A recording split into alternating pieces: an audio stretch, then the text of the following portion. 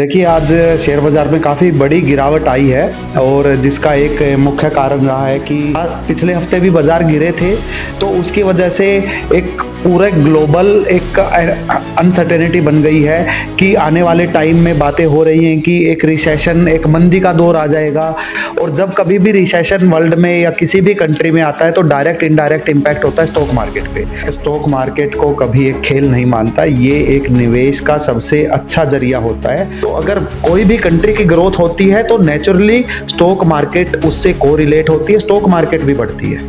क्या लगता है कि जब इस तरीके की जब उठापटक होती है तो किन चीज़ों पर ज़्यादा असर पड़ता है? तो शेयर बाजार, स्टॉक मार्केट सबसे ज़्यादा रिटर्न और सबसे ज़्यादा रफ्तार प्रॉपर्टी, रियल एस्टेट, गोल्ड से भी ज़्यादा रिटर्न स्टॉक मार्केट ही देती है। आज भारतीय स्टॉक मार्केट में भारी गिरावट देखने को मिली, जिससे निवेशकों के बीच चिंता का माहौल बना हुआ है। इस पर एसएनए न्यूज की टीम ने stock market expert Ravindra Bhardwaj से बातचीत की।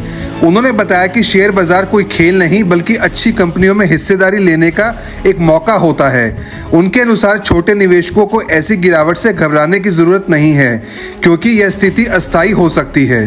नमस्कार साथियों, मैं एसएन न्यूज के लिए जैसे कि आज की जो ताज़ा बात करें तो शेयर बाजार के हालात जो बने हैं उनके बारे में जानने का प्रयास करते हैं, क्योंकि काफ़ी अनुभव है और उस अनुभव को साझा आपके साथ करेंगे। क्योंकि आज जो हालात बने हैं उसके बारे में चर्चा कर लेते हैं। आज शेयर बाजार की जो हालात बनी है आपने देखा है और आप इसके अनुभव भी हैं, लोगों से चर्चा भी रहती है।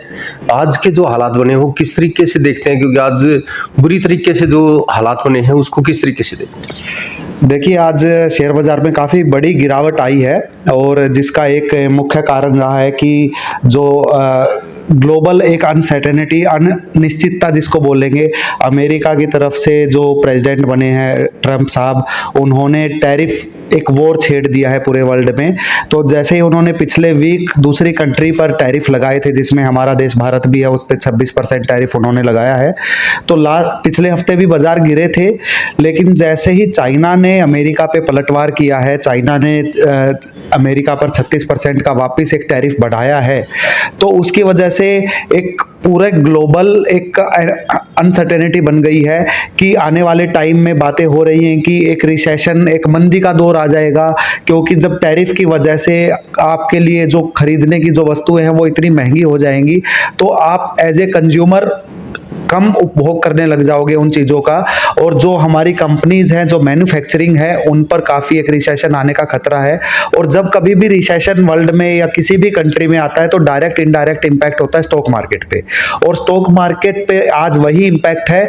इस तरह की जब नेगेटिव न्यूज़ आती है तो स्टॉक मार्केट में एक आज हमने देखा कि बहुत बड़ी गिरावट आई है। कई सालों में इस तरह की बड़ी गिरावट देखने को मिलती है जैसी आ जाई है। तो क्या लगता है कि जो खेलते हैं उनको काफी बड़ा नुकसान हुआ है, उससे बचने के लिए या अगला क्या भविष्य रहने वाला है? देखिए, जो स्टॉक मार्केट में इन्वेस्ट करते हैं तो उसमें जनरली दो तरीके के लोग होते हैं कि जो एक लंबी अवधि के बारे में सोचते हैं, एक छोटी अवधि के बारे में सोचते हैं। अगर आप छोटी अवधि के बारे में सोचते हैं तो इस तरह की गिरावट से आप घबरा जाते हो।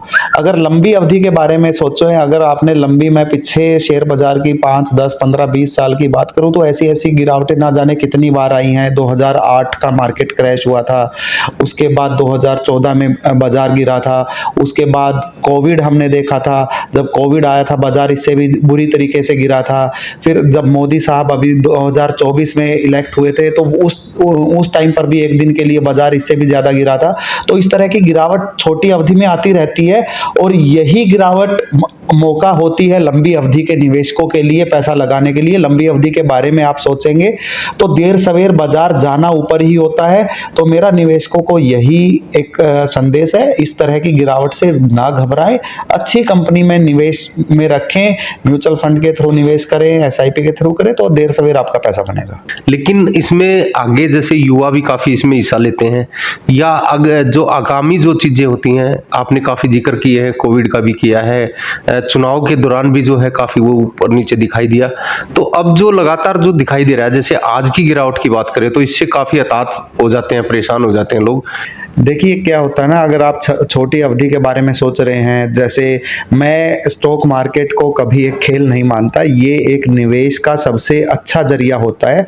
आपको स्टॉक मार्केट के जरिए ही मौका मिलता है देश की सबसे समृद्ध कंपनियों में हिस्सेदारी बनाने का। तो अगर आप देखेंगे अपने पुराने इतिहास को, या आप जिन भी कंपनी के आप कंज्यूमर हैं, जो भी प्रोडक्ट आप यूज करते हैं, तो अगर मैं आप सरप्राइज हो जाओगे। जैसे आप कंज्यूमर करते, कोई भी एशियन पेंट की बात करते हैं, मारुति की बात करते हैं, रिलायंस की बात करते हैं, तो इन कंपनीज ने पिछले 10-15 साल में निवेशकों को इतना पैसा बना के दिया है जिसकी आप और कहीं से रिटर्न की उम्मीद भी नहीं कर सकते, इतना पैसा कंपनी देती है। अब जनरली जैसे आपने युवाओं की बात करी, हमारे कंट्री में कोविड के बाद शेयर बाजार बहुत ज्यादा पॉपुलर हुआ और युवा इसमें एक आसानी से पैसा बनाने के लिए आने लगे कि इसमें बहुत जल्दी पैसा बनता है। तो बाजार में कुछ समय होता है कि कुछ टाइम होता है कि बाजार एक बहुत तेज रफ्तार से दौड़ रहा होता है और कोई समय आता है कि बाजार की रफ्तार धीमी हो जाती है। तो हमेशा एक ही रफ्तार से मार्केट नहीं चलती, उन चीजों को आपको समझना होगा। जो चीज ऊपर जाती है वो एक बार नीचे भी आती है। अगर रेगुलर मार्केट सिर्फ ऊपर ही जाने लगे तो आपके हाथ से चीजें अनरीच हो जाएंगी, आप उनमें कभी इन्वेस्ट नहीं कर पाओगे। तो गिरावट के इन मौके में मेरा राय यही रहती है कि आप लॉन्ग टर्म के बारे में सोचे, ऐसी गिरावट से घबराएं नहीं, क्योंकि 1 महीने 2 महीने बाद टैरिफ वॉर भी खत्म हो जाएगा या ये न्यूज भी मार्केट एडजस्ट कर लेगी। लेकिन जब कंपनी वापस अपनी ग्रोथ पकड़ती है और कंट्री का एक मोमेंटम रहता है, कंट्री अगर हमारा जैसे हमारी डेवलपिंग कंट्री है, विकासशील देश है, तो अगर कोई भी कंट्री की ग्रोथ होती है तो नेचुरली स्टॉक मार्केट उससे कोरिलेट होती है, स्टॉक मार्केट भी बढ़ती है। क्या लगता है कि जब इस तरीके की जब उठापटक होती है तो किन चीज़ों पर ज़्यादा असर पड़ता है? प्रॉपर्टी में काफ़ी चीज़ें होती हैं या खरीदने वाली काफ़ी चीज़ें बेचने वाली होती हैं? देखिए, जब इस तरीके से बहुत ज़्यादा अनसर्टेनिटी होती है तो स्टॉक मार्केट पर डायरेक्ट इंपैक्ट होता है। स्टॉक मार्केट इसको एक नेगेटिव रिएक्शन देता है। जैसे आज हमने देखा काफ़ी बड़ी गिरावट आई। और अगर इसके मैं अपोजिट बात करूं, अगर आपका पैसा स्टक होता है कहीं भी स्टॉक मार्केट का में स्टक होता है तो, और कंपनीज में या कंट्री में रिसेशन आता है, तो आपकी रियल स्टेट जिसको प्रॉपर्टी बाजार हम बोलते हैं, तो उस पर भी इफेक्ट आता है, वहां पर भी मंदी आने का खतरा हो जाता है। जो लोग सेफ इन्वेस्टमेंट ढूंढते हैं तो वो जाते हैं प्रीसियस मेटल में, जैसे गोल्ड। सोने पे अगर हम देखें तो रिसेशन में सोने पर इतना प्रभाव नहीं पड़ता, क्योंकि जो बड़े निवेशक होते हैं वो गोल्ड को एज ए सेफ इन्वेस्टमेंट लेके चलते हैं। और स्टॉक मार्केट रिसेशन में थोड़ा नेगेटिव होती है, और जब जैसे ही हालात सुधरते हैं तो शेयर बाजार, स्टॉक मार्केट सबसे ज्यादा रिटर्न और सबसे ज्यादा रफ्तार प्रॉपर्टी, रियल एस्टेट, गोल्ड से भी ज्यादा रिटर्न स्टॉक मार्केट ही देती है। उन्होंने यह भी कहा कि शेयर बाजार का असर सिर्फ निवेशकों पर नहीं बल्कि कई उद्योगों और सेक्टर्स पर भी पड़ता है। बावजूद इसके लंबे समय में जितना अच्छा रिटर्न स्टॉक मार्केट देता है उतना किसी और निवेश विकल्प से मिलना मुश्किल है। अपने शहर की हर ताजा खबर के लिए हमारे चैनल SNA न्यूज को सब्सक्राइब करें, लाइक करें, कमेंट करें व शेयर करें। बेल आइकन दबाना ना भूलें। हमारे अन्य सोशल मीडिया प्लेटफॉर्म्स पर भी हमें फॉलो करें।